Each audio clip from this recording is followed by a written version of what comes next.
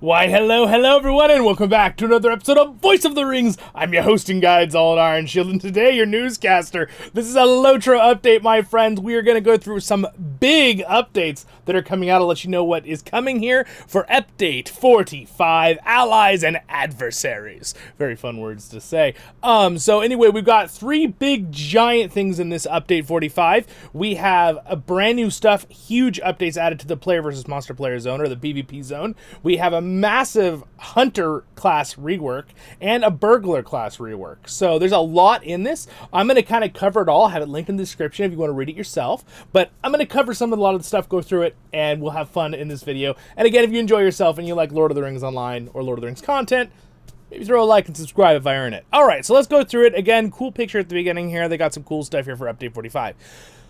I will read this a bit faster than I usually talk on the channel, so we're not here for 2 hours. Update 45, Allies and Adversaries release notes. All right. This will be updated when I put this video out. It'll probably be the day of, maybe the day after.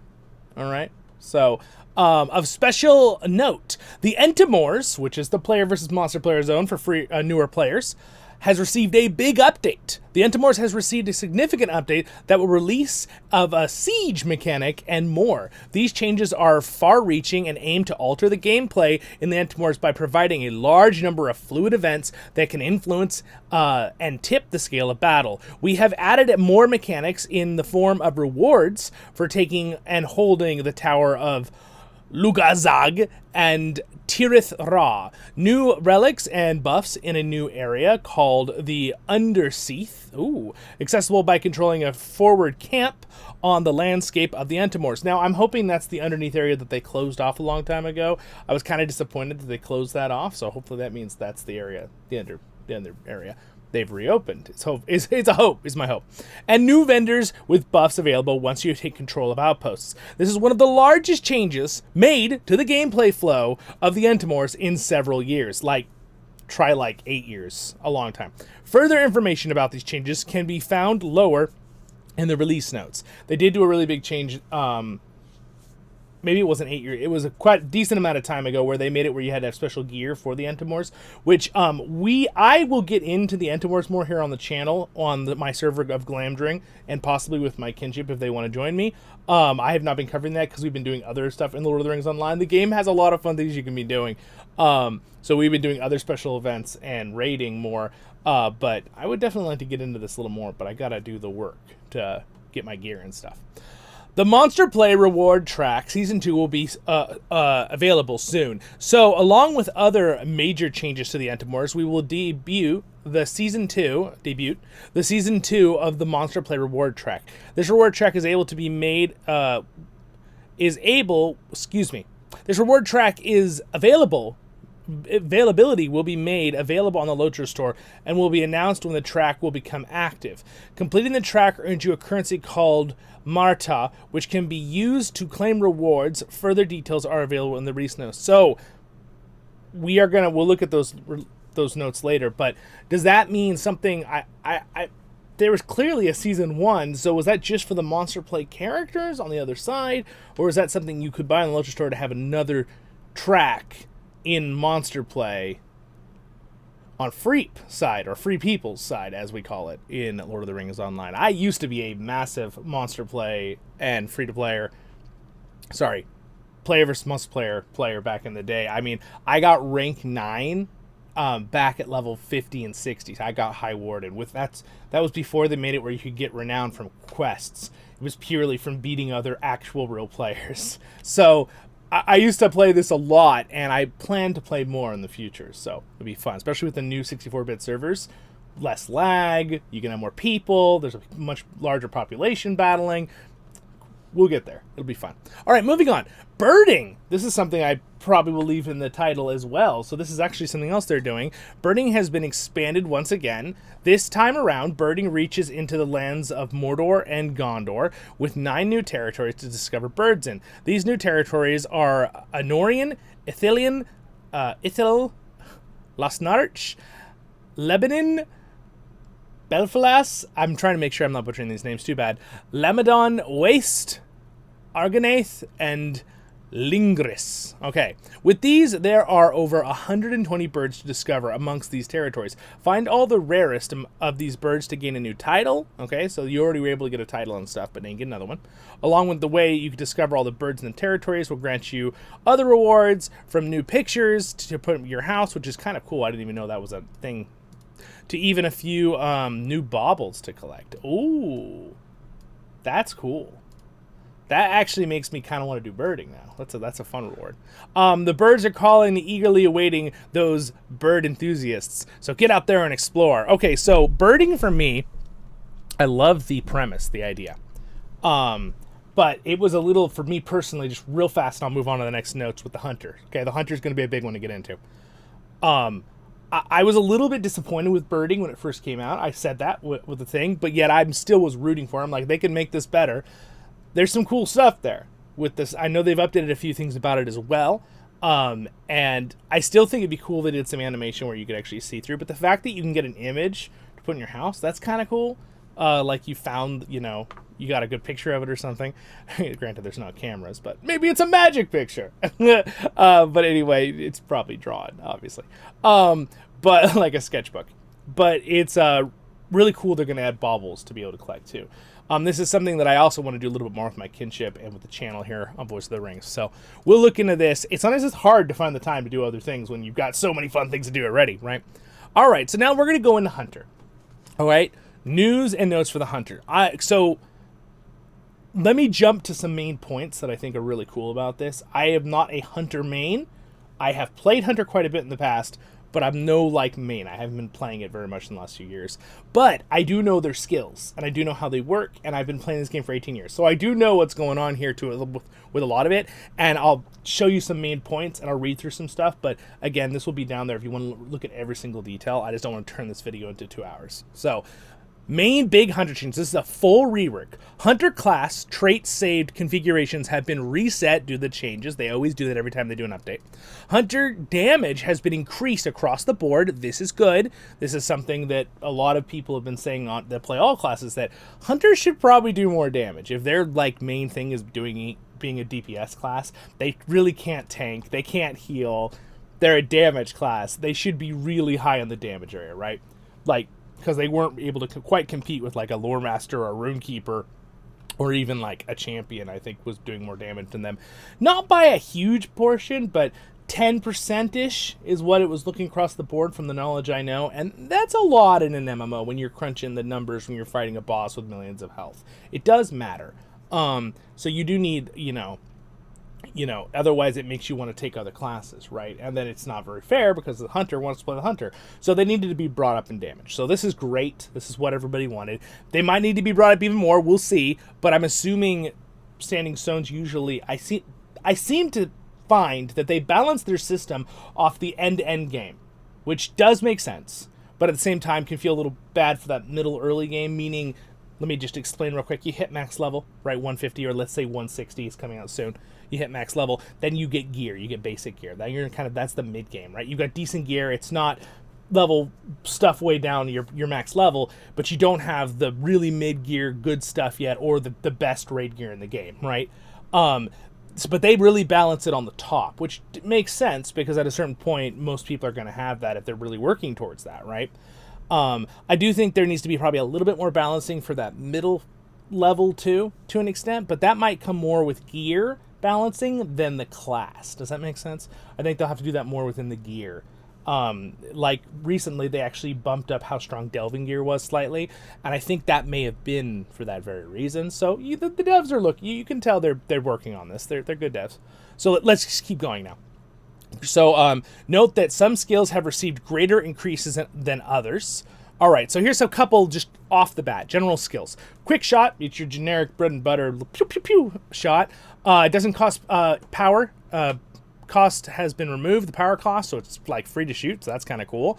That'll help save power. Quick shot is now available while moving, even when it has an induction when specialized in red or yellow. So no matter what, you can shoot while you're doing an induction. You'll probably still have a slight chance to miss if you're moving when you shoot it, but it's still cool that you can use it on the move now. That'll help hunters to continue their damage output in parts of a fight where they can't stand still. There's many fights like that in Lord of the Rings Online where you just can't stand still. So this will be something that this will help benefit hunters where, like, you know, a Runekeeper are very powerful DPS right now, the Fire Runekeeper, but they have to channel a lot. So in certain fights, a hunter might be a little bit better if they're able to move around while they DPS more. Where the Runekeeper has to move and keep moving and might be losing damage in that way. But it should balance out. Runekeepers can still do it. Runekeepers, as long as they're a good player, it's, you know, you just have to practice, know how and when to do stuff in fights. But this will help hunters, all right? Sorry, I was just adding my 2 cents there. Stances. Hunter stances have been removed. This is interesting. I wasn't expecting this. Over the years, players have generally landed on either precision or strength being the best stance and stuck with that 100% of the time. That is true. Until a balance patch changed the stances themselves. The stances themselves never meaningfully altered any skills.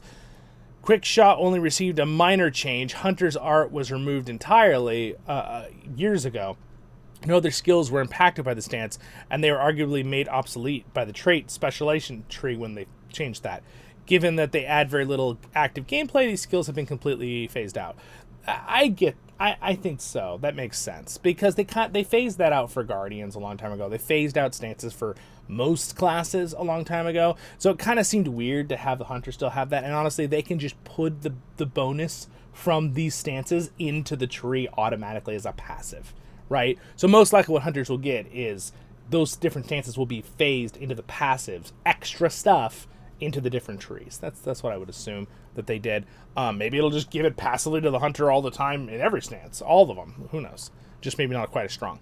Purge Poison. This is huge. This is a big one. When I play my hunter, I hate this so much. Purge Poison will remove one effect of any type and a second poison. That's really cool. So that's a cool update instead of just one of anything. So it gives them a little bit extra bonus compared to other classes, meaning they can take 2 off. Purge Poison no longer has an animation. This is great because the animation was really long. It was a cool animation, but it was really long. And is usable while you move. Thank goodness. This was just horribly frustrating for years with the Hunter. To have to literally like be running and you have a bleed and you're like, stop. Okay, I'm better. And keep running. It was so annoying. The cooldown increased from 5 seconds to 10 seconds. So they made the cooldown longer. But that's fair because all removals are 10 seconds on all classes except for like some of the tank classes like Guardian, but obviously Guardian should have that, you know, bonus in other tanky classes or trees. So this makes sense that they made it 10 seconds because now it has 2. You can use it on the move, and it's more balanced with other classes. So this is all really good. Overall, big buff there. Blindside, okay. Blindside no longer generates focus. This is your interrupt, okay. I think this is fair. I don't think a skill that isn't interrupt necessarily should be giving focus, maybe, because that's like your build-up thing. Focus usually should come from like damage skills. This doesn't do that much damage. It does do some. I don't know really if this was needed. They probably could have just left it, but whatever. They're probably just trying to be fair and balanced with the other classes too. This is a new skill though. Okay, new skill. Orme's Arrow. I'm trying to remember the hunter. It's the hunter guy. That's what that is. Hunters gain a new skill for the purpose of corruption removal. The arrow, this skill deals low damage and removes 1 active corruption on the target. Costs 2 focus, 7-second cooldown. Alright, so that's interesting. It's not a super long cooldown, so they'll still be better at helping remove corruptions than some other classes. Guardians are really excellent at that with their sting, but they're melee. So this is better than a lot of range. Like the Lore Master's corruption removal is awful when they're in Redline. It's so bad. But Lore Masters do everything else great. So again, it's balancing. Blood Arrow. Blood Arrow is your big heal one. Blood Arrow has been adjusted to reduce the number of competing mechanics in interaction, which is a good thing, by the way. It should just be a heal. It is now primarily a healing skill. Through traits can impact its focus, cost, and healing or damage done. Blood Arrow no longer clears corruptions because they moved into a different skill. Blood Arrow no longer has an interaction with the extinguish thing, some bleed cash out. Blood Arrow's power cost has been increased slightly. Okay, so a little bit more expensive to use, but it heals more now. It's just a big heal, which is good because they needed a better sustain heal. So this is good. Just a side note, just a note, power costs have been rebalanced across the class. So while Blood Arrow's power cost is going to increase, your regular power drain from offensive skills should go down. So again, should be balanced with that. Cry of the Hunter, this is your shield thing. Cry of the Hunter no longer dazes enemies by default. The daze is now a benefit bonus effect granted by a legendary tracer. Very interesting. So on your legendary item, you have to keep that in mind when you're going to have to reset some of your items for legendaries for your hunter and your burglar when you look at this. Some of them should automatically be changed on your legendary, but you want to double check and see if it all looks good and how you want to have it. Run speed potential has been increased from 10 to 20%, so that's cool. Potency, I said potential. Potency, so you run faster, but you do it for only 5 seconds instead of 10 seconds. I think this is good. This is a good update because most time the reason you'd be using it is in player versus monster player for a short movement or in PvE to dodge a boss or get out of a bunch of ads. And the faster you can get out, the better. And you really don't need more than 5 seconds to do that. So that seems like a very good balancing. Bubble potency has been increased to 15% of your max morale, so it's more now. Bubble duration reduced from 30 seconds to 7 seconds. This last part, it feels a little major buffy. I mean, a little bit too nerfy right here, personally. I think it should have gone from 30 to 15. That's what I think. Because, I mean, you know, it's their bubble. I'm glad that they buffed its HP. That's really good. That's a really good buff. But to make it only last 7 seconds, instead of 30, that seems like kind of a big nerf. I would recommend later, once they put it through, they probably should bump it up to 15. I mean, realistically, they probably could have just left it 30, but they're probably thinking about player versus monster player and thinking that might be a little too strong for a high DPS to be able to put up a shield for 30 seconds. And I gotta agree, a hunter having a 30-second self-shield is kind of long, but 15 would have been a good balance. I think 15 would have been a good balance in the middle. Beneath Notice, this is a good one. Cooldown reduced from 5 minutes to 1 minute. That's pretty huge.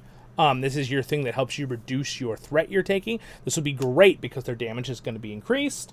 They'll be in raid groups with the boss, and if they're doing that, they're reducing their threat. It also helps put the threat onto the tank. I heard someone say that reduced threat abilities help put the threat to the tank. I don't know if that necessarily means exactly how that works, but still, it takes it off you, which is good because you're not supposed to tank damage. Effects change from 60% to 45% threat, but the fact is it's only 1 minute cooldown now. So you can do a negative 45% threat reduction every 1 minute instead of every 5 minutes for 60. So this is a huge buff for this ability. Because the baseline value of DPS spec is now 0.5, this is something about probably the stat crunches. I'm not going to get into that. Intent, this cooldown is removed from 3 minutes to 2 minutes.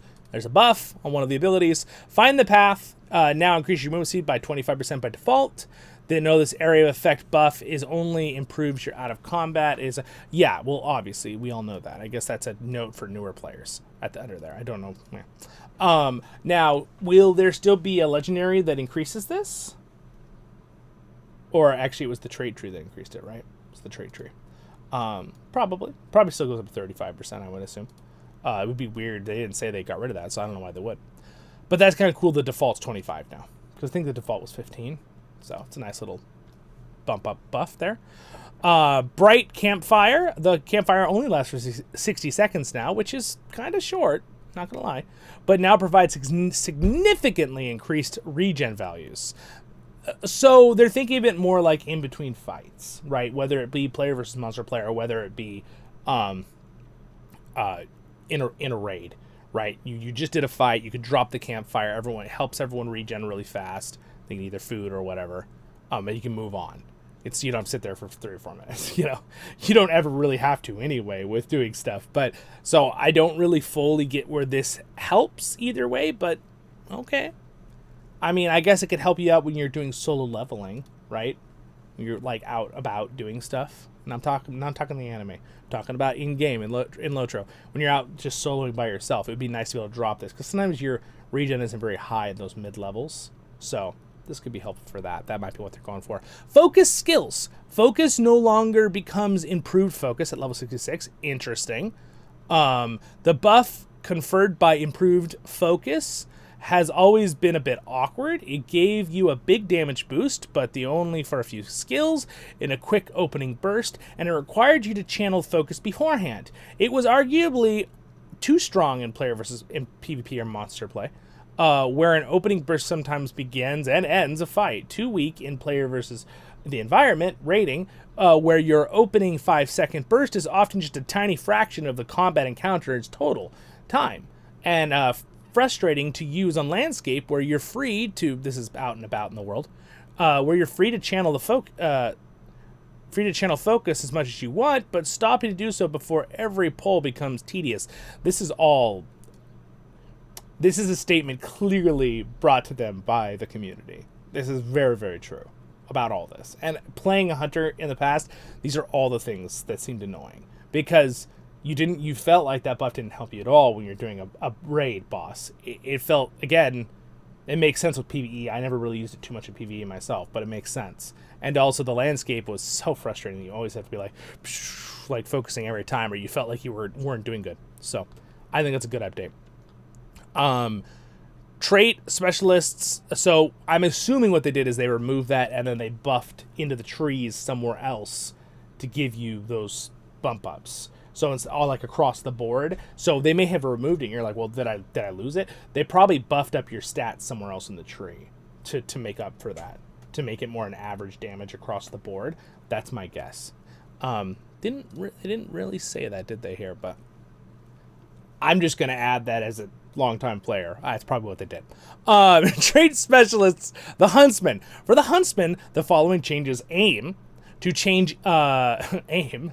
Because you're a hunter, aim to keep the gameplay distinct from Bowmaster. With no inductions and greater access to bleeds and melee damage, the Huntsman's playstyle should retain its focus on mobility and flexibility, with the ability to deal potent burst damage through a combination of bleeds, cashouts, and rapid-fire focus. Interesting. I actually get this gist that it's kind of like Yellow Lordmaster Lightning with a little bit of like Guardian cash outs with bleeds. It's kind of an interesting mix, which, by the way, feels right for a hunter, for a trait tree called Huntsman. It feels good that you have some little melee skills and stuff. It'll probably be really good in player versus monster play. That's my guess. Where maybe Bowmaster will be the best, obviously, still in doing dungeons and raids for just high, consistent damage. We'll find out. The Huntsman no longer has any skill inductions. This replaces... That's pretty cool. There's no skill inductions. That's going to be fun to play. I want to try it now. This replaces the previous effect of inductions being usable on the move. So there's just no skill inductions. So it used to be you could move and skill inductions would be happening while you were shooting, which maybe felt clunky. But at the same time, it was cool. You could see you were doing an induction. But like a bull... But I think this is good, just removing it. I think it was a good decision. Specializes in the Bowmaster, reduces the range of your skills by 5 meters. Interesting. So if you are doing Bowmaster, you actually have shorter range. That's a weird nerf. I don't really get that one. Maybe it's... Okay, here's what I think. Here's what I think is going on. They're thinking about how do we balance it between doing raiding and PvP. And I have a feeling that they're thinking is, well, Bowmaster, people want to use it in the PvP zone, they're going to have shorter range then. Because where having 40-meter range is insane, or 49, or whatever you can get with the legendary items, they're probably just thinking, let's bump that down just a wee bit to be more balanced maybe with the Black Arrow, which is kind of the archer on the PvP side. That is my theory. That's my running theory right now. Which would kind of make sense, even though I would argue just don't do that, just don't nerf that at all. But I get it if that's what they were trying to achieve, and maybe they're like, well, maybe the Redline Bowmaster is going to be insane damage now, so people get close enough, they're going to get blown up in PvP, and it'll be great for hopefully for doing raiding is the goal. I know a couple of my friends who are playing hunters are very excited and want this to be very good. Right, Rick? Specializes in the Huntsman no longer removes the mischance penalty on movement. Interesting. This trait is now buyable in the tree via the chase. Okay. So there's a trait in the yellow tree for Huntsmen that allows you to get rid of the penalty from moving while you shoot. So you'll have to take that in yellow tree. So I don't really understand why this would make much of a difference, because you couldn't get in red line or blue line anyway, so okay. Scouring Blow, again, it's just restructuring of how they're doing things. Scouring Blow. Scouring Blow's cooldown has increased from 5 seconds to 12 seconds. That's a pretty big nerf. It must be because it's really high damage. Maybe they buffed its damage. They didn't say they buffed its damage, though. Barrage. Barrage 1 and 2 cooldowns have been reduced to 0.5. That's a buff. Wow. Okay. That's going to really help AoE damage on the hunter. Oh my goodness. Merciful Huntsman Shot. Merciful Shot becomes Hunter's Shot, usable regardless of target's health. Oh, interesting. Cost 4 focus, 20%. Interesting. So they got rid of the requirement to them to be lower health. That's probably just to help them do more damage in general with raiding. That's cool. I think that's a good buff. Knock the Move. This trait has been removed and replaced with Precision. This trait grants you the effect formerly associated with Precision Stance passively generate focus over time. Cool. Okay. Lingering Wounds. This is one of the skill, the wounds. Lingering Wounds bleed now only tears up to a max of 3. This bleed is now removable physical effect and tears down if removed, but will disappear entirely at any rank if it is allowed to expire. Oh. Interesting. Interesting. Lingering bleeds now only tier up to a max of rank 3. This bleed now is removable physical effect and tears down if removed, but will disappear entirely at any rank if allowed to expire. Interesting. So for player versus monster player, if they remove one, if there's 3 of them on an enemy, see the yellow tree. I'm telling you, the yellow tree has been built for player PvP. That's what they're going for. I can see it now. It's making sense because this kind of helps prove my theory. Because the fact that you could remove one of the things in PvP if you were a monster player and there's still 2 left, it only tears it down. But yet if you were playing in a raid and you just forgot to add another refresh stack, all 3 of them just disappear. That's weird to me that it would be that way. And they're just aiming for PvP with that skill. That makes sense. Okay, Fleetness. It would be probably easy to keep up to in a regular raid if you're using it. Fleetness. Fleetness is once again an active skill. Granted Fleetness now grants you plus 35% movement speed and slow and root immunity, and 1 focus every second for 10 seconds, 6 seconds cooldown. Wow, that's really good. That's pretty strong. Earthborn. This trait has been removed and replaced with Cutting Wound. Low Cut gains the ability to apply up to tier of Lingering. Okay, so that's another way is to get Lingering Wound going. Okay. Improved Fleetness. As these effects are already part of Fleetness, the trait has been removed and replaced with Agile Rejoinder. Joinder? That's weird. Agile Rejoinder heals you for a moderate amount. Each enemy struck in a frontal arc is no longer a parry response skill. Oh, that's kind of cool. So we got rid of that stupid requirement. You shouldn't have to parry. The parry and block response system of the Guardian makes sense. They're a tanky class. They're a melee class. A ranged hunter shouldn't have had a parry response in the first place. But that's just my... So that's a good update. That's good. We can keep going through this for a while, but I'd like to jump to the Burglar a little bit, because this is going to, again, turn into a very long video if I cover all of this. Let me just show you a couple other spots. Split Shot now costs 3 focus rather than 2. It's a little more, but Split Shot has damage has been reduced by 15%. Interesting. Split Shot no longer has an induction and is now appropriately traded as a focus spender skill rather than an induction focus. Okay, all right, cool. So you'll be able to spam it a lot for more damage. They probably be able to spam it easier. So Blood Arrow. Is this all? This, by the way, this is all within the Huntsmen. So a lot of these buffs I'm talking to you about are all within the Huntsmen. Split Arrow, Blood Arrow, Strong Draw. I'm actually going to jump here. Volley becomes Blue Line, has no induction by default. Volley's effect has been replaced by Focus Splendor, gives you a +3 damage. This effect can stack up. I'm going to be curious how, and I will be looking into this for a guide video, how you can spend your points in these trees. what of these can you use in other trees, right? Because I think they're still doing the 3 trees. They're still going to have a blue, red, and a yellow tree, all separate. There's not a support tree with this rework. So I'm curious, how will these all match up? I have a feeling yellow tree is going to be based for PvP.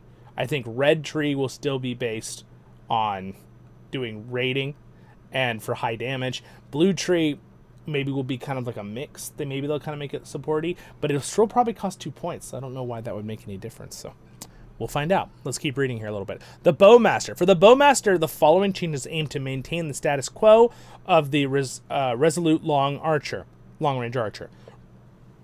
Releases a continuous stream of high damage arrows as long as you're able to manage your focus and use inductions relatively uninterrupted.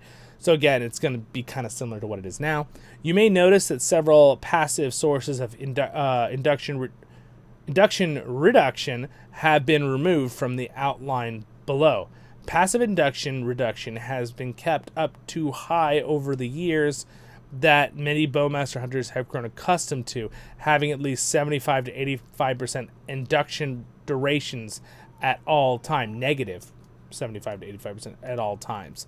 In these changes, we've pulled back on that a bit in exchange for higher direct damage, slowing down the flow of skill use a little bit in favor of more potent individual arrows.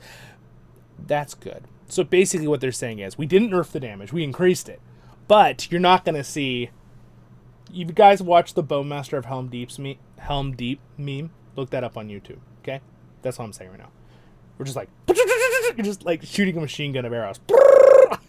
So it's going to be more like... You're shooting arrows that just do a lot more damage, which, again, is going to look cinematically nicer, because it doesn't really make sense to have a machine gun bow and arrow. You know, because that's what they're saying here, basically, okay? Simple terms. They had a machine gun bow and arrow.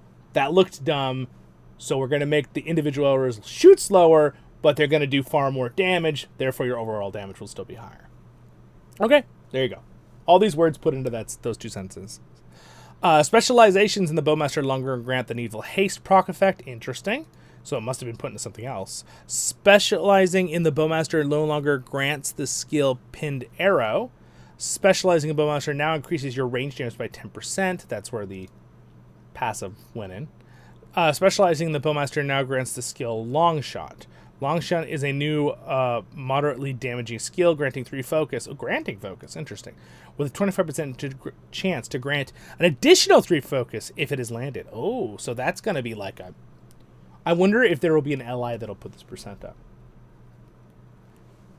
Probably. We'll see. Swift Release. This trait has been removed. Oh, interesting. Okay, so that's the one that... Well...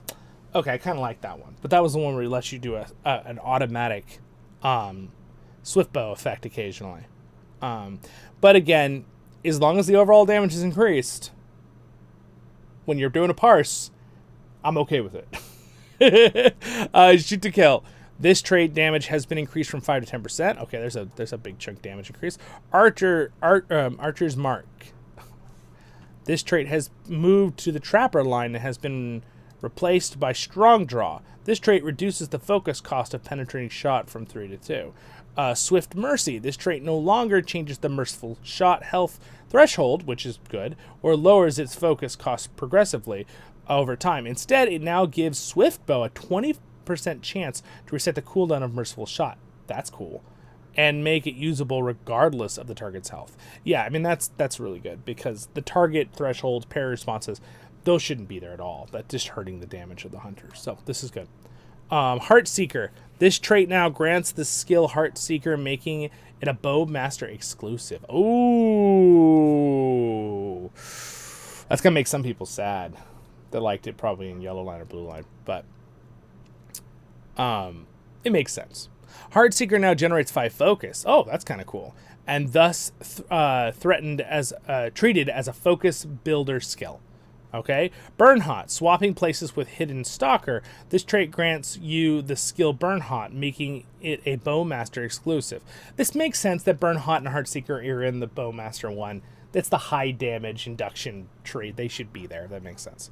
Burn Hot's default potency has been increased from 20 to 30%. Woohoo, 10%. That's big.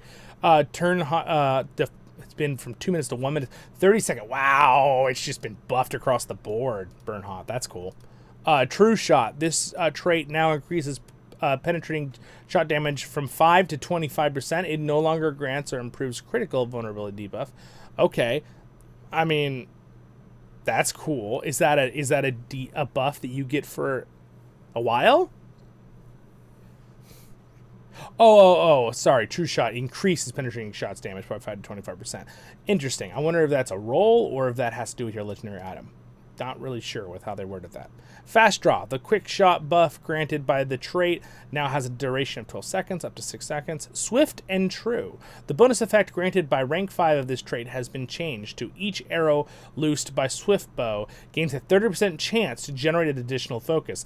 That's cool. That's really cool. This chance is reduced by 10% when specialized in the Huntsmen. Okay, but that's still really cool. So very much Swift Bow is where you do a channel and then it goes soom, soom, soom. You shoot basically 3 shots very quickly in succession. It's always been a very satisfying skill. I've always enjoyed that on the Hunter. So now each one of those arrows is going to have a 30% chance to give you another focus. So that will be, it's a core skill already for the Hunter. I mean, like quick shot, Swift Bow, and then trying to remember the name, Sam, right? I'm probably saying I'm wrong. But it's kind of a core skill. So that's cool. Quick Escape. This trait has been moved to the yellow trait tree. Okay. Yeah, that makes sense. So the question is, though, are they going to put some of these abilities that are kind of like core helpful abilities at the bottom of the yellow tree, kind of like they did with the Lore Master, where like you can go red Lore Master, but now you can't use any of the real good CC. It's all at the bottom of the yellow tree. Or are they going to put some of them closer to the top so that you could trade in a red tree and then have like still grab your Quick Escape ability? I kind of hope they thought about that and they didn't make it too extreme. There clearly has to be like good things about every tree. I actually think the Lore Master one was pretty good because there's like good things about every tree. They basically split the Lore Master up, right? Which is why when people say, oh, the Lore Master has like crazy damage, most people like it. We all like it. But a lot of people are like, maybe it's too strong. I don't think so. Because you ripped away the Lore Master's pet and you ripped away all of their CC, right? The majority of it. So making them just a damage dealer in Redline. So it made sense to make them very powerful in Redline for that. So I think that's what they'll probably do with the Hunter 2 is my guess. And that's how it should be. There should be a benefit to having every tree. But it's nice to also be able to trade into another tree slightly, right? Which they did a good job with the Lore Master with that. You can still get some things out of the blue or the yellow tree, depending on what you want with the red tree. I'm comparing to the red tree because this is the red tree for the Hunter, mind you. Lore Master too. That's why I'm comparing the red trees. Bow of the Righteous. Bow of the Righteous no longer grants a new skill. This trait adds the effect of Bow the Righteous into concentration. Okay, all right. Strength. With a stance removed, this trait is now simply a passive bonus. Grants plus range damage. I called it at the beginning of the video. Merciful Kill. This trait now grants 5 to 15% merciful shot damage and 2.5 to 10% crit damage. I bet you that's from the traits for the legendary item. I think that's why they're saying 5 to 15 in the numbers. Hunter's Blood. 4 ranks. Each rank grants 20% arrow damage. What? Hold on. No. At 4 ranks, it grants 20%, right? So, like, each rank gives 5%. I almost thought for a second they were saying it's 20%, like, up to 80%.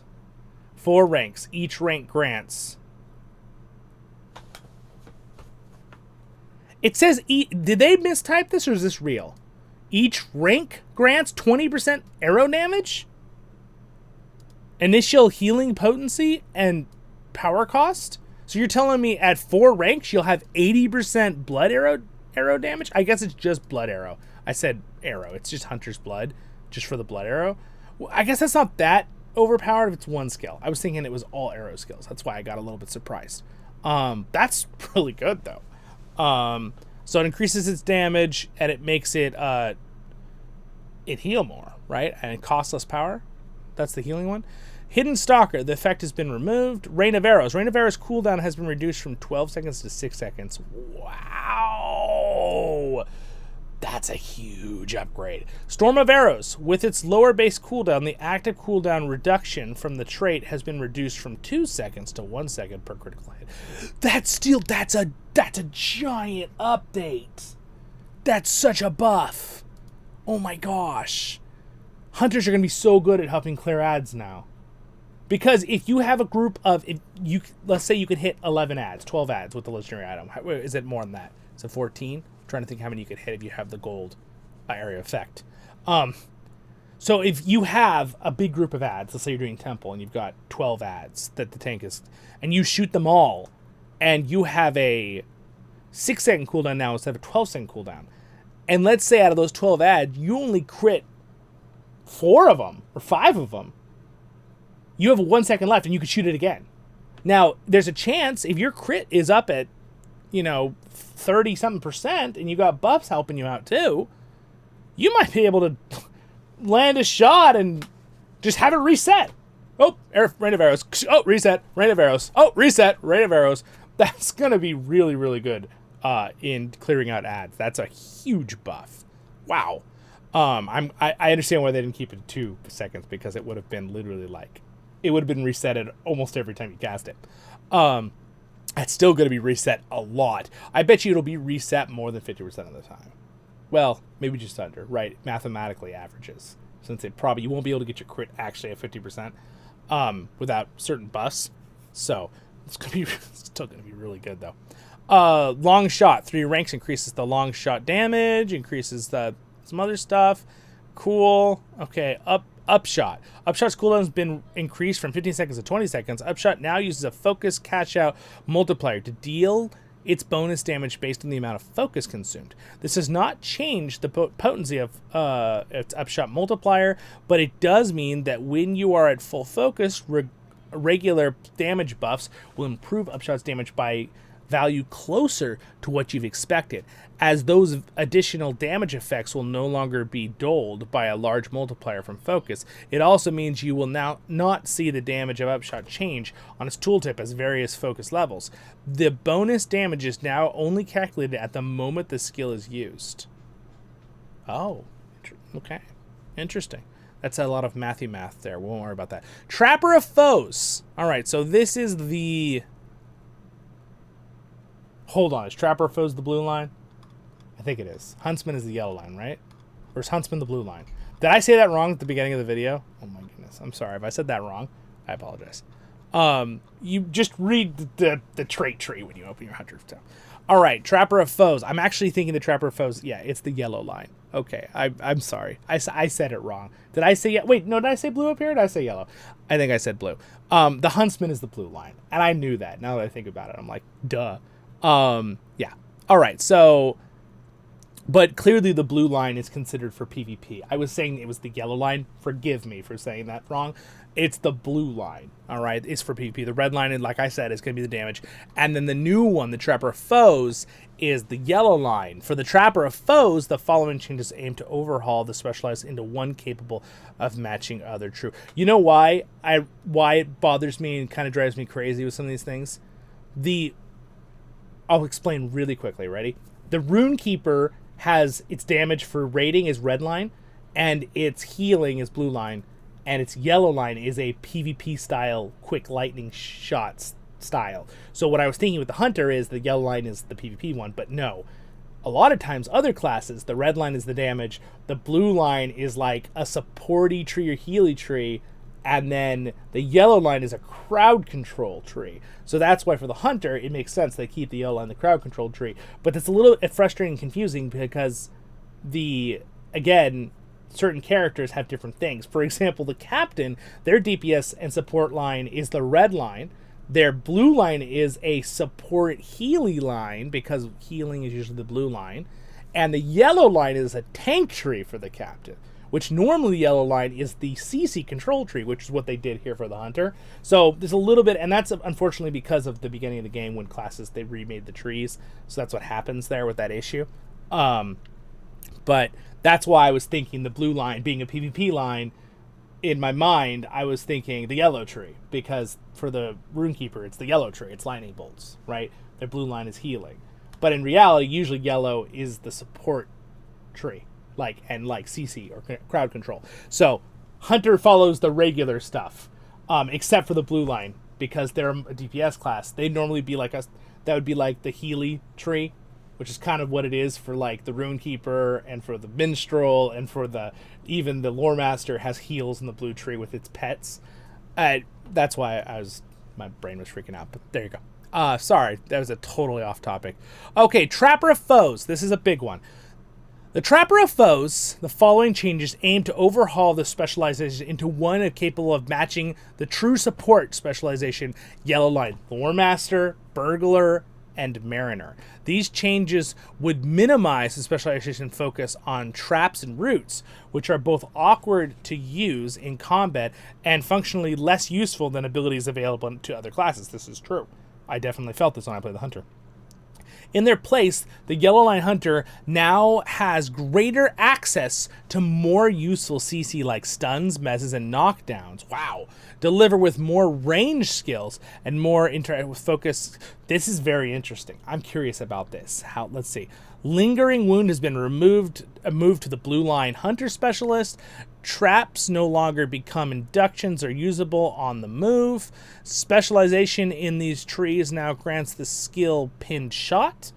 Okay, they moved it. Okay, Explosive Decoy is granted, and King's Foil Knowledge, which is probably a removal, I'm assuming.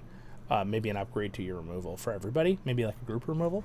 Explosive Decoy, let's read it. Explosive Decoy now has significant reduced morale, allowing it to detonate almost immediately after it is attacked and without waiting for a delay.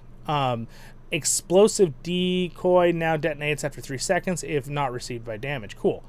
All right. And from what I remember, I'm pretty sure it does some kind of stun or something to our knockdown. But I haven't done the yellow tree very much with the Hunter.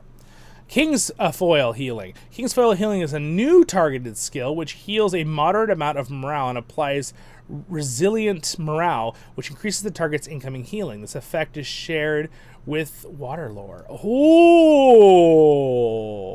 So having one Hunter in the group with this traded, you could have Waterlore and this on the tank. That's going to help a lot. Extra incoming healing is fantastic. Archer's Mark. Archer's Mark now has 50% chance to application chance. Hunter's Mark affects the potency has been increased from 7.5% at max tier. The max tier has been reduced to 3 and from 5.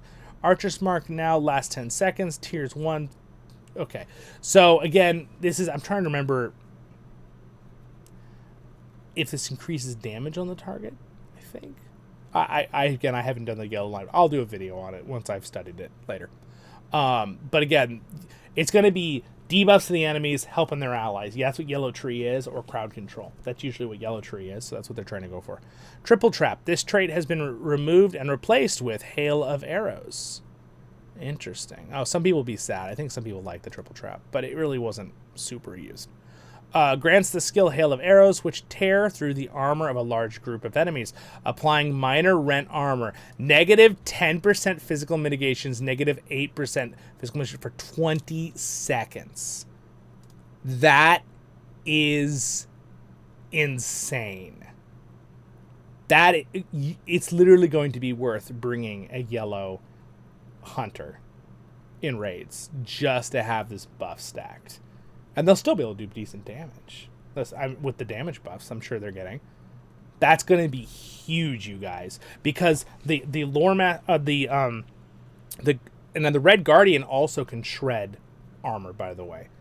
So you could have one Guardian in there too. And then if you have the armor shred of the Runekeeper, and I believe there's another class that also has armor shred, and they should all stack. So that's really going to bump up the damage output of your team. 10% and 8% for 20 seconds is crazy. And it costs 3 focus, and it's a 15-second cooldown, which means you can keep this applied on multiple targets, not just one guy, multiple targets all the time. Unless, of course, it misses. But rarely does a skill miss if you have the right finesse. That's huge. That's huge. Master Trapper. So hopefully the yellow line hunter can still do very decent damage. Like, because if the yellow line hunter can have a debuff like that and still deliver 75% of the damage that a red hunter would, right? The red hunter should still do more because it's red hunter. Otherwise, why would you have a red hunter, right? But if it could still deliver pretty decent damage numbers and do these help for the team with the incoming healing for the tank and debuffs on the ads or the boss like this, and be stacking that with other classes' debuffs, they're trying to go for making it where it's more beneficial to have one of all classes in a raid, which is how it should be. Now, should it still work where you can do a raid where you have multiples of the same class? Of course. Otherwise, that would be annoying if you couldn't do that. But it also makes it where you don't go, oh, well, why don't we just get, a lot of people like three lore masters, which, by the way, I'd argue sometimes is still very good because lore masters do insane damage.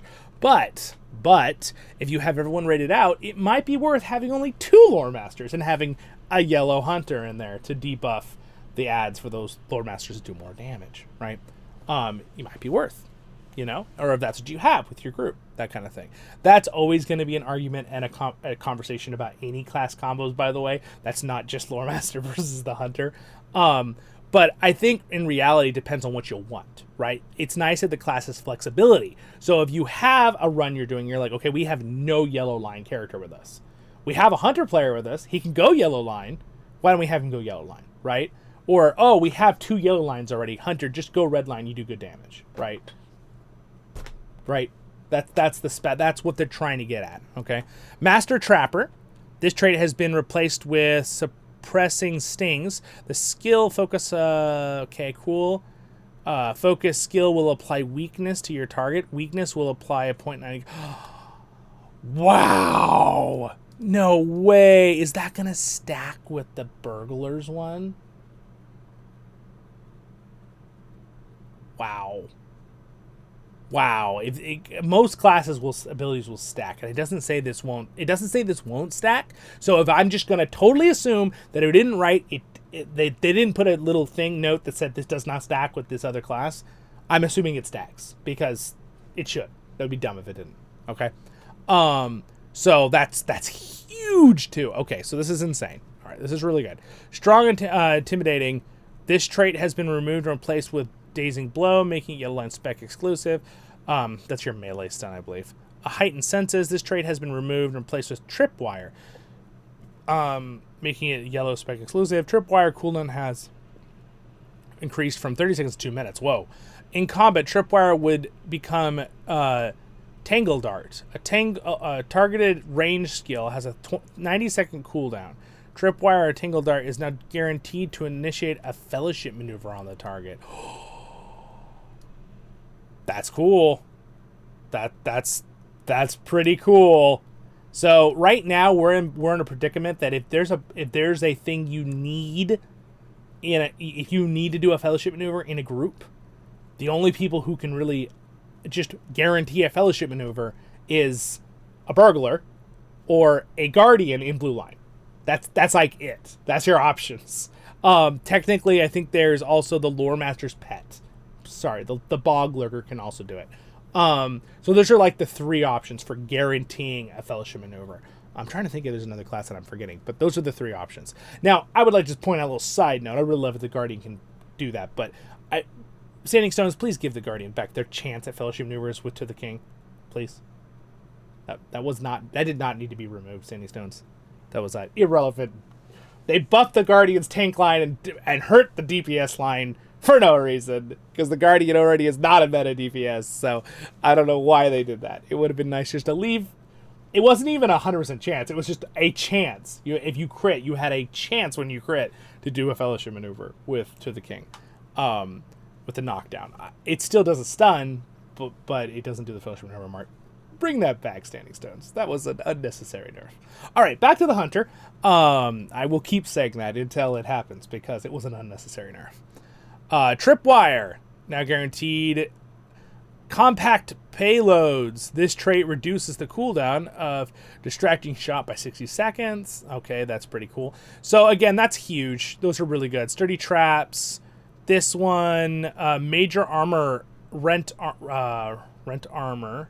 Explosive arrow now 50. Wow, this also removes armor. Explosive arrow now regular area effect, hitting enemies in an area of your target rather than the ground. Wait, this removes armor by another 15%? Does that work on top of this one? Wow. Yellow hunters are going to be sought after now. This is pretty cool. Set trap. This trait grants empowered skill trap. Oh man, this just keeps going. Okay, so I'm gonna let you read the rest of this if you want to, because we're coming up on an hour on this video, and this is a lot. If you want me to deep dive more into these updates, and then do it when the hunter update is out and look at the hunter, I will. So just let me know. They've also updated traceries. You're going to have to check your traceries. Make sure you check them. Okay, those have been updated. Hunter of Evil. Removing corruption from the 10 enemies in area. That's amazing. Wow. +2 shadow mitigation when you do it. Okay, I'm just... There's a lot here. Purge poison now affects that fellowship. Yeah, see, I told you. Bountiful purge. You can now purge effects off the entire fellowship you're in. Kind of like a captain can do. Or a couple other classes can do that too. Dang. So the yellow line hunter is going to be very, very helpful. You're going to have to check your things out. Burglar. All right, burglar. I told you I really didn't want to turn this video into 2 hours. We're close to an hour. So we're going to generalize looking at the burglar one here. We're going to look at some of the stuff and see what's going on. Some people were disappointed with some of the stuff, like they weren't able to do double trickster, but I have a feeling they're still going to buff burglars in other ways. I think that felt a little too powerful, and it was kind of making it where burglars were the only yellow line that anyone wanted. Now it's going to be, people are going to want a yellow line burglar and a lore master and a hunter. Any of those will be helpful. That's what they want. They want more variety and option. I think burglars will still be extremely powerful no matter what. They're not going to remove their abilities, or they can't double up the one ability. That's all. Burglar class has trait Seige configured. Burglar damage has been increased across the board. This is good. This is one thing that you don't see a whole lot of redline burglars. They need to do this for Guardians, by the way. Guardians need a little tiny damage boost. They don't even need to do that much. They are, by the way, planning on doing an update to the Guardian in a few ways, the Redline, and they're going to buff us a little bit. I already know that. They already said that. There's a small % increase to their ability they give the whole Fellowship, and to one of their other abilities is going to be a small % of damage increase. So I would like to see a couple little damage boosts and give us back our chance at a Fellowship maneuver in Redline. That would be nice for the Guardian. I want Guardians to be a plausible meta pick in a group. I think they are plausible if you watch my Guardian guide that I put out after this video, but it's made. If you have one Redline Guardian in a raid, it will be helpful, especially if they know how to do damage. Guardians can hurt themselves if they do their damage combos wrong. That's the biggest reason why they're not meta, in my opinion. I've been playing Guardian for 18 years. I've learned how you can destroy your own DPS by doing the wrong skills, which most classes don't have that issue. Guardians do when they're DPSing.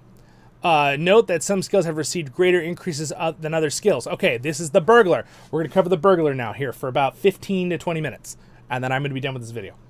All right, Addle no longer becomes Improved Addle, and thus no longer applies a tactical damage debuff to targets. That's kind of a bummer. Subtle Stab now has an additional 10% chance to crit. Cool. All right, that's awesome. Awesome. Also, what does also mean? Cunning Attack. Cunning Attack. I've been talking for an hour straight. My tongue's getting tongue-tied. Cunning attacks no longer stack with one another.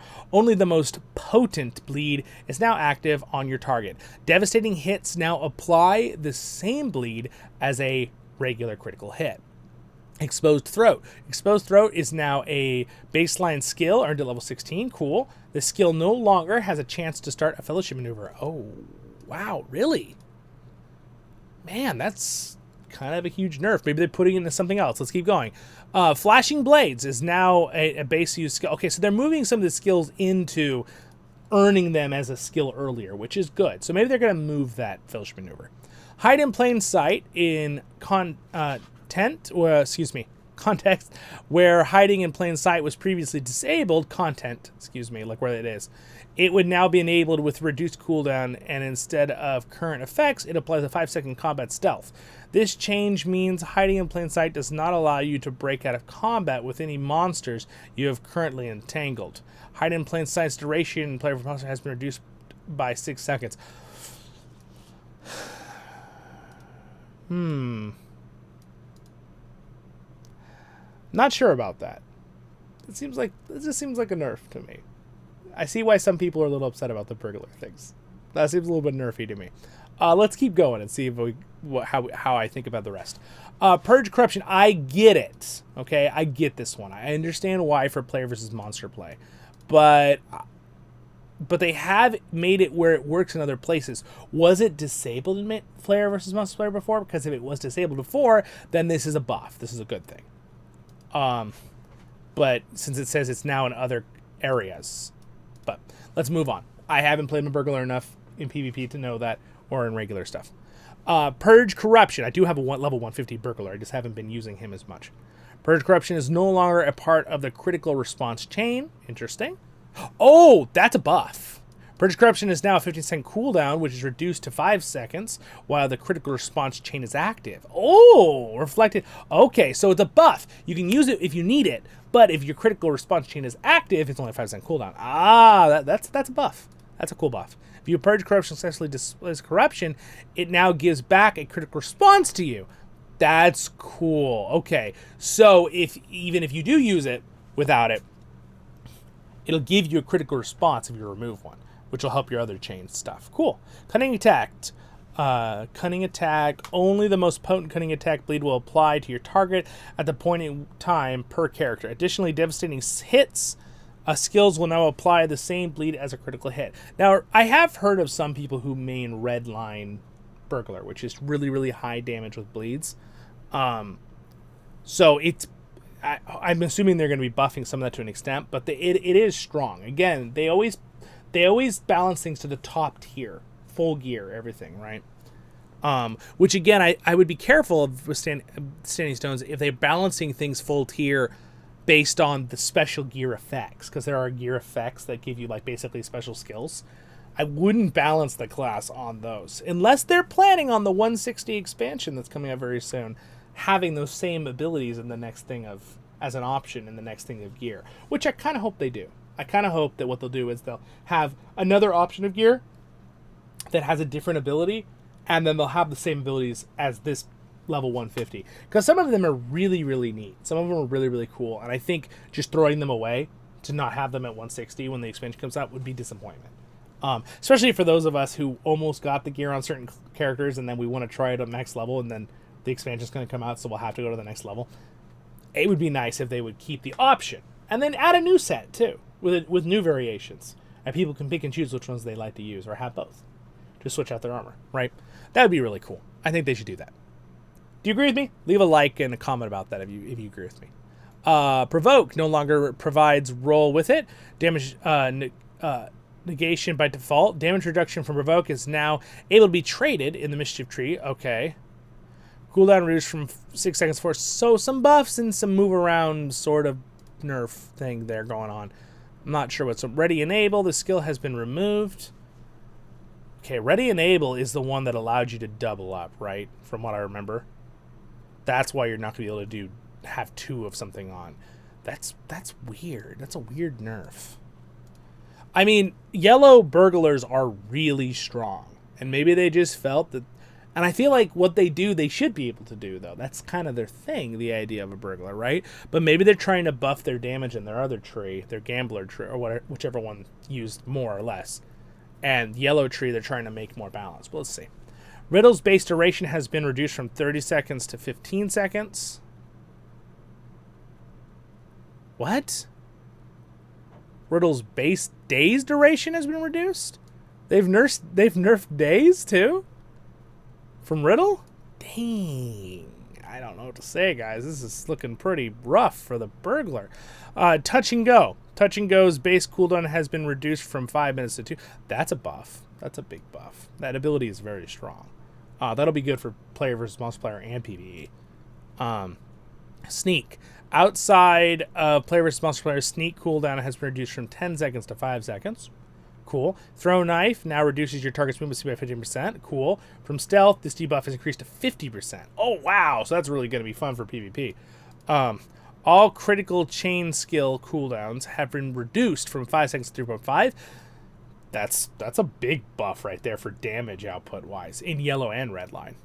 A note on the tricks. Tricks are now mutually exclusive, meaning they will no longer stack with one another, even between multiple burglars. Oh, I mean, that's the nerf that everyone's really disappointed about. So here's one thing that I kind of disagree with, okay? With this balancing, all right? And again, I'm not a dev, but I am a longtime player of this game for 18 years. I disagree with the idea that you can't stack anything between the same classes, like at all. I think there should be a balance cap. So for example, if you had 2 burglars, they should be able to stack it. If there are 3 or 4 burglars, I think that's too many. I think that you should have a cap. Maybe 2 stacks is the cap. I think having 1 burglar be able to stack more than 1 is also not good. But if you have 2 burglars, you should be able to get the benefit of having 2 burglars. At least 2. You need to limit it because if it gets too strong, it'll unbalance the game. So I get it. It's a game balancing the devs are doing. But this is something I feel with a lot of things, with different classes. I mean, a lot of classes I play. I feel like it's kind of... They need to reward the fact that you make a group comp that is a distinct, meaning you have like one of every class. That's awesome if you can do that. Absolutely. But let's be realistic about this. You can't always do that, right? You can't. You cannot always do that. A lot of times you'll have 2 of one class, right? A lot of times. And sometimes that's fine. Redline Loremaster, Redline Minstrels, Redline Runekeepers, they don't need their stuff to stack. They'll do crazy damage anyway, right? That's just because you just need damage. But when it comes to a class that's dedicated on debuffs or some kind of special buff, this is something that bothered me, for example, how I appreciate they gave Loremaster's motivation buff, but that it's the same one as the captain. So if you have a Loremaster and a captain, the buff doesn't cross-stack. It's the same buff. I get it. They're like, well, that would be 20%. That's too much. Okay, well, that could be one that you could cancel. But there needs to be a point where, like, if you have separate people... separate classes, it's good you have unique specialties in every class, which is what they're trying to do with the burglar and the hunter, I believe. But at the same time, you need to make it feel good if you do happen to have 2 burglars or 2 hunters or 2 lore masters, right? And you know, and maybe they're in the same tree. I know everyone's like, well, they could just be in different trees. Yes, that would be the ideal play, right? That would be the ideal play. But in reality, it would be cool if you were like, well, we have 2 burglar players and we want to make it a little easier on the damage taking from this boss, so let's make it where their tricks can stack up to 2, right? Maybe not a single burglar, because that felt a little strong. I won't lie. It felt a little strong, and that's why everyone wanted a burglar yellow line in all their runs, because they could stack them. But a burglar is still going to be good. Like, just because they can only use one of the tricks doesn't mean they're going to be bad. They're still going to be just as helpful and still going to be wanted, because their abilities are very powerful. But it'd be cool they would have let it stack up to 2 with 2 different yellow burglars. That's how I feel about that. All right, there's my little monologue about that. Isn't the end of the world? No. Do I understand why the devs did it? Yes. All right, moving on. All right, trade specialist, the gambler, which is the blue line, right? I think. Hopefully I don't mess that up like I did with the hunter. For the gambler, the following changes aim to update your skill flow to be a little less reliant on stealth and feel a little bit more distinct from the quick knife, which I believe the quick knife is the red line, with a focus on gambit effects and bleeds. Oh, interesting. Gamblers should feel more dynamic, which I 100% agree with. The blue line has always felt kind of useless. It kind of like the hunter, so maybe they're going to make it like PvP. That'd be cool. So they are not just maintenance buffs. Interesting with more of your skills than they currently do. Importantly, blue and green gamblers are now buffs applied to burglars rather than debuffs applied to your target. Oh, see, it's going. I know it. They're gonna make blue line burglar for PvP. That's what it's gonna be. Surprise strike no longer becomes Gambler's Surprise Strike. Given the chance to overwrite the existing gambler with a lower tier, the random nature of gambler application chance and the fact that other gamblers are readily applied directly, this effect only ever served to complicate the gambler's skill set and make the skill worse than the default trait. Yeah, okay, I get it. Hedge your bet. No longer applies effects on your target. Instead, it grants the burglar a heal over time. Depending on the roll, hedge your bet now costs slightly more power. Okay. Gambler's Advantage, so self-heal. That's cool. A skill granting trait has swapped places with Bob and Weave, making it Gambler's exclusive skill. Okay. Blind Bet. Debuffs Gamblers now beneficial scraping, blah, blah, blah, blah, blah. So it does some other cool stuff. Outgoing healing. Okay. Incoming damage, outgoing damage, incoming damage. Ooh. That's pretty cool. You buff yourself. The outgoing healing, but outgoing damage and incoming damage, not healing. That's cool. So you buff yourself to do 10% more damage and take 10% less damage, and your outgoing and incoming healing 1%. Values ranging from 1% to 10%. I wonder if that has to do with the roll of the gamble or if that has to do with the legendary allies. We'll see. Even the Odds. Even the Odds is now an active skill. Evade. Alright. Bleed damage 5% over time. 3-dot pulses. Critical rating. Okay, I mean, these are some pretty cool buffs. Double Down. The Double Down trait has swapped positions with overwhelming odds, making the gambler exclusive trait. Again, I don't play the blue line burglar enough to explain these to you guys in detail, so I'll most likely be making a guide video in the future on this once I've studied it more. Loaded dice. Again, you could read this for yourself, and again, I told you I didn't want to make the video more than another about 10 minutes from here. So, high rolls, pulses. You're getting some buffs here still, but let's see the quick knife. For the quick knife, let's look at the general, what they said about it.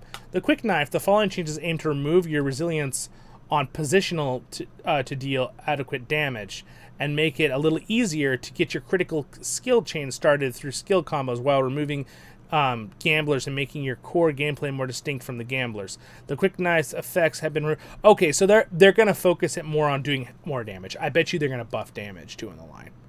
No longer part critical chain, meaning you can just use it whenever you want. Knives Out has been reduced from 30 seconds, reduced by 30 seconds. Buff. Knives Out has spawned position of coup de grace, swap position with coup de grace, making Knives Out the capstone trait for the quick knife tree. Okay, but I'm sure they kept coup de grace in there. I hope, because it's a cool skill. But they made that one the capstone skill, so that one's probably a longer cooldown. So when you're in a PvE situation rating, if the minstrel does call to greatness, which resets your keystone ability, it'll reset your that one. That is probably a longer cooldown and buffs your damage. So makes sense. Coup de grace is like 5 seconds. So instead of a 5-second cooldown, it's kind of useless if you have this big long 10-minute cooldown used for your whole group, and the ability that gets reset is a 4-second cooldown ability. Who cares? You want it to be like 2 minutes, 3 minutes, 5 minutes, and you got it back, right? Because it's something you do while you're in. That's something you plan for in a group, in a raid. Coup de grace. Coup de grace is now guaranteed immediately upon specializing in the quick knife. Cool. That's awesome. You don't have to find it. You just have it. Coup de grace cooldown has been increased to 45 seconds. Must be stronger now. Coup de grace now grants a 6-second buff. Skill act as though you are in stealth. And critical response chain skills. Whoa, become freely available with reduced cooldown. That's really good. So they buffed it. They made its cooldown a little longer, but still not 2 minutes, so it's fine. That's cool. Basically, a lot of your skills get super buffs when you come out of stealth, or when you're in stealth. For 6 seconds, you can just use all of them like you're in stealth. So it's bumping up your DPS a lot. That's cool. Coup de grace will consume a well-placed bleed on a target to deal bonus damage. Okay, cool. Another damage buff. Those are all buffs for damage line. Advanced Knives Out. So there's some buffs in here. Bloodletter. Each time a critical hit with her, you gain Bloodletter up to 3. Bloodletter gives you a plus 1% crit chance and 2.5 melee damage. Oh, okay. So again, more damage buffs. There's buffs. Speed buff has been doubled from 2 to 10% to 4 to 20%. Okay, so another buff. Hidden Dagger. This is a row tree. This skill has granted its moved. We got a couple more buffs in here. Second step, critical response skill have a 5% chance to unlock a new well-placed strike for 6 seconds. Again, buffs. Deal significant damage to a single target, leaving behind a target bleeding. The bleed will be consumed by coup de grace. Okay, there's well-placed. So there's some definite major buffs in here in damage, so that's good. The Mischievous Maker. We'll read this to finish up. For the Mischievous Maker, the following changes aim to update your overall kit to better match the effects and potency of a Yellow Line Lore Master and other specializations. Okay, so I said it backwards in that. No, I said it right. I said it right. This is the Yellow Line. I was right. The first one was the Blue Line. I did it right. Heck yeah. Okay, moving on. All right, the Lore Master and the other specializations. These changes should also clean up some awkward and frustrating skill interactions, such as those skills that currently apply minor and major rend armor. When specialized in the Mischief Maker, Subtle Stab gains a 2-second cooldown, returning to a 2.5-second cooldown and retaining its cooldown for starting Twist, Mischievous Glee, and Clever Retort, which are your big debuffs, by the way. Trick. Enrage. Mischievous Glee and Trick Enrage have swapped places, making Enrage a mischievous only skill while allowing the Burglar to access Mischievous Glee with the significant points in Mischievous Tree Maker. Okay. Enrage's effect potency has been increased to 5%. Increased. Ooh. I mean, so it's not that big of a nerf. There's the damage. Remember we were saying, well, they took you couldn't double it anymore. Well, I mean, they made the Enrage just do 5% more damage, incoming damage, so they're still going to be in a good spot. So it seemed like to me the Burglar overall has been buffed.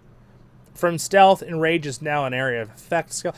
Okay, wow. So if you trigger from in Stealth, Enrage is now an area of effect. So you could drop Enrage on a bunch of ranged targets and the boss, and make them all be taking 5% more damage?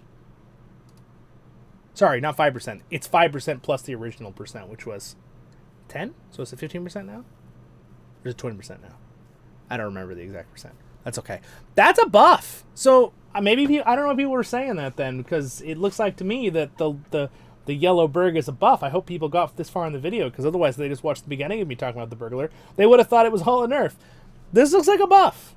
This is a buff. Even though you can't double it now, and you can't have 2 Burglars in the same one, they get it 5% more and making it an area effect, so you can play on more than one target. That's a buff.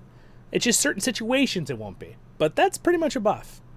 Trick Disable. Trick Disable now has a base potency of outgoing damage, so that's awesome.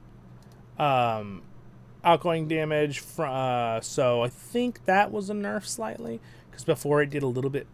Oh, tactical damage is reduced more than physical damage. That's what that's saying. Okay. From Stealth, that's actually a buff then.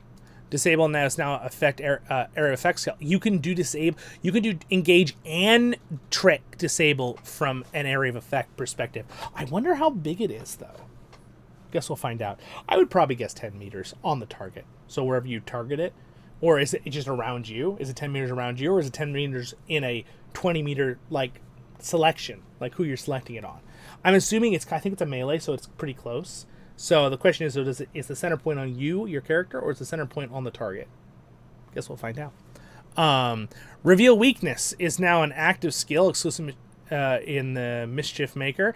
It is a standard melee attack. Cool. So this looks like to me that they've buffed the Burglar, both Yellow Line and Red Line. Which, by the way, is what I've been arguing should be done. There should never be nerfing happening. So, like don't nerf the Lore Master that's already been reworked. He's in a good spot. Buff everybody else to be at the same level. And that's what they're doing. So, 2 big thumbs up for the devs. I like that you guys are doing exactly what I think the majority of the community would prefer. Nerfing is never really a good idea. It makes people upset. And now that I see that the Burglar is more of a restructuring and balancing, and they're still going to be very strong, and they're getting buffed to the ability they can't double up anymore, and it can AoE now. I mean, that's fair. It's a buff overall. It really is. Counter defense, a trick, lower their defenses. So they can also reduce the physical MIT by 8% in an area of effect on a lot of targets. And keep in mind, so can the Lore Master, and the Guardian can do it on a bunch of different people who be crits. And so can the Hunter now. So you got to start doing the math, but these should all stack. You could really be rendering, you could be taking 50% off physical and tactical mitts off a boss or a unit. That's really strong.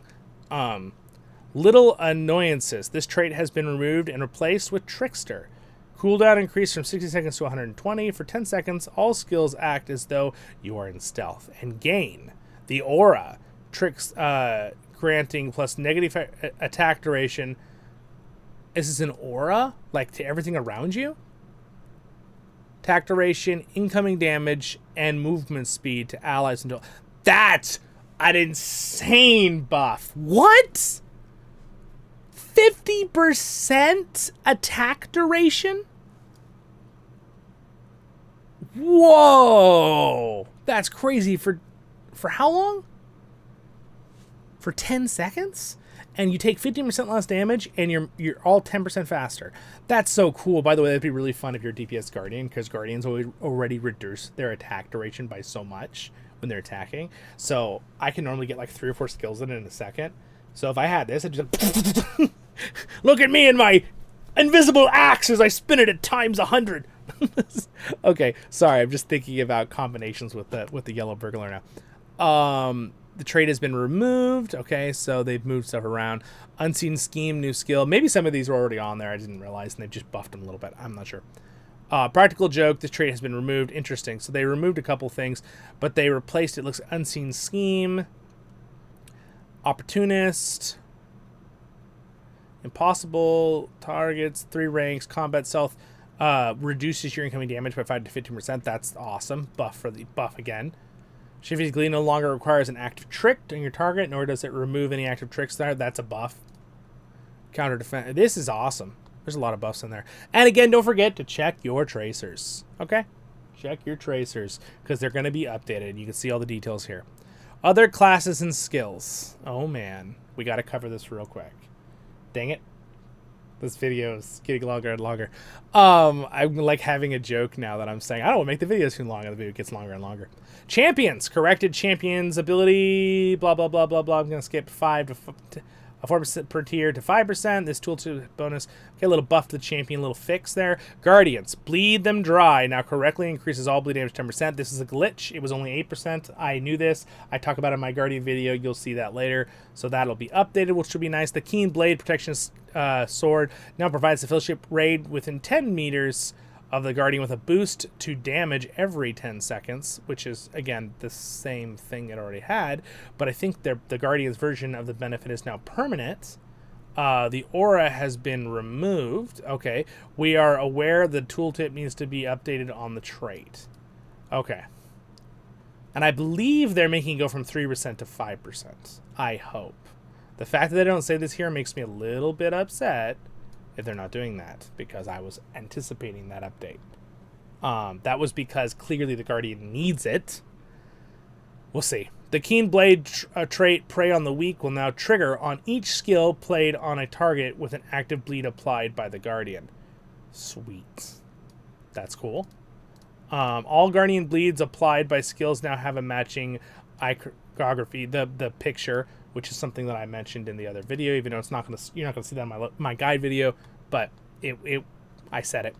A bug with protection by the sword and by the shield, preventing the effects bestowed to the Fellowship from consistently applying while in and out of combat has been rectified. That's good. To the Fellowships, by the way, bestowed to the Fellowships, I believe it is cross. Those abilities go across the whole raid. It's not just on the Fellowship of the raid. It's both groups, which is cool. Lore Master, Fire and Frost now reduces tactical damage by an additional 5%. Ooh, buff. For Yellow Line. Sticky Tar, cooldown from 68, buff for the Yellow Line. The Lore Master skill, Gust of Wind in Red Line, now correctly increments the deed, the Sturdy Lore of Wind. Okay, that's a buff for the Red Line. The Lore Master skill, Share the Power Fellowship, now increases the deed. No. Okay, cool. Some fixes and buffs. Mariner, disarming strike now reduces the tactical damage by an additional 5%. Buff for the Mariner. Blow reduces the cooldown from 75 to 60 seconds. Buff. Pitch buff. Runekeeper. Tail of Storm now correctly increases critical chance for lightning skills rather than the Essence of Storm only. Okay, buff. Tail of Storm no longer incorrectly grants plus healing crit per pips. And Fellowship Narrative no longer grants with lightning skills. Fix. Bummer, because it's kind of a nerf, but it's a fix. It wasn't supposed to. The crit thing was not supposed to help the healing line. But that's okay, because I wasn't using it anyway. But I'm sure it's a bummer for some.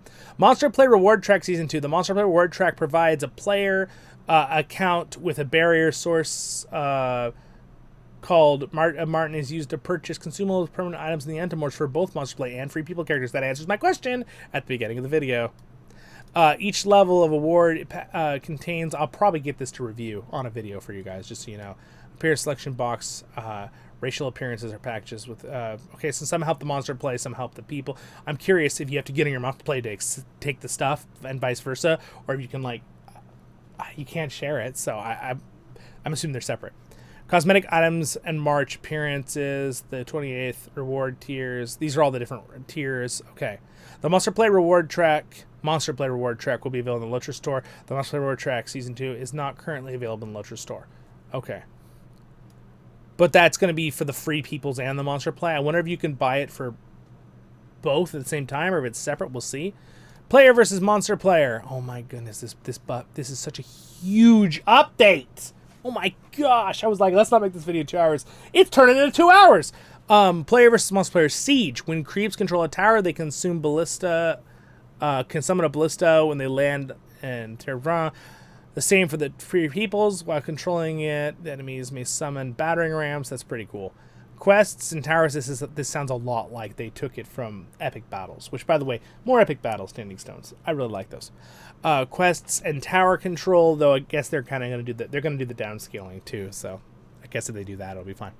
While controlling towers, you can read all this yourself. But this is really cool. This is all the stuff with the siege modes, the different locations. The relics in the Underseath, the new featured has 2 relics in the Underseath. Oh, the first is the Visage of Gilgalad, and the second is the Visage of Sauron. Each side behind a gate within the tunnels. Okay, so it sounds like they're reopening it, right? They're reopening the underneath that was closed for the last few years.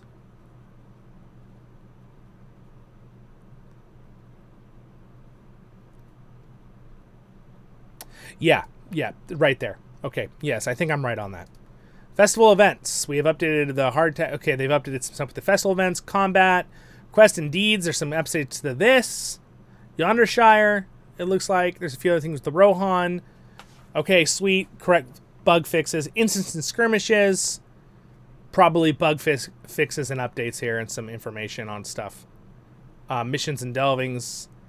Again, updates and bug fixes. Item and rewards. This is some cool stuff you can get. House and decorations. Homestead coins have replaced the premium housing writs as a currency. It's kind of a big update. Knowing Standing Stones, I'm sure the purchasing amount prices will be the same. I'm not quite sure why they're doing that, but maybe. Okay. Used to purchase houses and refund when a premium house is sold. Any premium house's writs and inventory will automatically turn into 5 homestead coins per writ. So it is slightly adjusting probably the pricing on things, but it looks like they're fairly adjusting. You get 5 coins for the 1 writ. So housing in bank, shared storage, or mail will automatically turn into 5 housing per writ as soon as they enter your inventory. Okay. By popular request, Larry's Market now has the new rug housing decoration. So they added some stuff you can buy in there. Ettenmoors, in order to restore Bishop March, the monster play mount skill has been... Oh, okay. They made the March ability duration longer. Induction longer. By 0.575 seconds. To be a little bit more fair in line with the mount-up time of a horse. All Ettenmoors, new vendors outposts have been removed, when leaving the Ettenmoors. Okay, the debuffs. War skills, auras. Again, these are all buffs and adjustments to everything in Ettenmoors and player versus monster player, or PvP. And then there's some landscape updates as well. And then some miscellaneous and known issues they're working on. We did it. Hour and a half. Wasn't 2 hours. Ha! I beat it. Well, my friends, I hope that helped you out. What huge updates. Monster play updates. Big ones.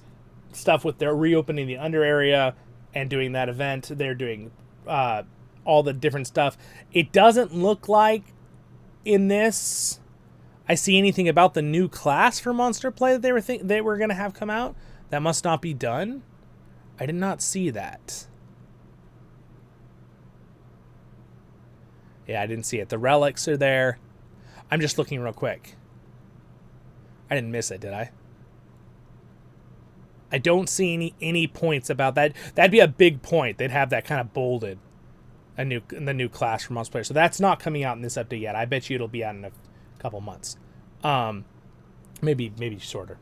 But yeah, anyway, maybe that'll come out with the 160 expansion. That would make sense. Be part of like the collector's edition or something. All right, guys, we'll have a great day in Middle-earth. Again, Monster Play updates, Siege mode, the reopening the underground area, Hunter massive updates, definitely buffs on everything. Huge buffs on their yellow line. The Burglar, yeah, there's a few nerfs in there, but overall it looks like massive buffs for the red line Burglar and the yellow line Burglar. Looks great. There's some fixes for the Guardian there, which I'm happy about. I still hope that they're bumping it up to 5% damage for the group, not just 3%. But that didn't sound like it was going to, so maybe it's just 3%, but whatever. But I'm glad they're fixing other things. I still want the Guardian. Give me my Guardian Fellowship chance maneuver back in Redline with my To the King. And give me a tiny bit more damage. Just a little bit, Standing Stones. Just a little bit of damage. Not a lot, just enough to compete and be good like a champion level damage. Because if you're going full Redline Guardian, you should be able to do damage. Maybe not as good AoE as a champion can do, but, you know, single target at least. Because they have the bleed cash out, right? I'm glad they're buffing, though, the hammer down to give its higher percent where it should be. And the cash out for that, so that'll be awesome. I'm going to be working on my Redline Guardian to see how plausible they are. You can go watch my guy video on if you want. But yeah, there's a lot more in there as well. I mean, we went through it, right? Monster Play, the Hunter class, all the different trait trees, the Burglar, so much with the Burglar. They updated some stuff for the Mariner, for the Lore Master, for the Guardian, for the Champion, for the Runekeeper. Monster Play, the reward track thing, the Siege mode and player versus monster player, some festival event stuff, combat and monsters. They fix some stuff in there as well. Instances. I mean, this is awesome. Missions, item rewards. There's so much in this update, even landscape stuff. This is huge. So anyway, my friends, have a great day in Middle-earth. Thanks to my Patreons for their support. Reb and Elraandor and Angus for being Royal Guards. And again, good luck in Update 45, Allies and Adversaries. Very exciting. I'm excited. And again, I will be making you guys guides and gameplay and voiceover series and all the rest and Lord of the Rings. If you like Lord of the Rings, don't forget to like and subscribe. And if you like LOTRO, even more so. Baruch Hazad Kuzad. I mean, I'll see you on the next episodes of Voice of the Rings. Stay happy, my friends. I'll see you on the next one. Cheers.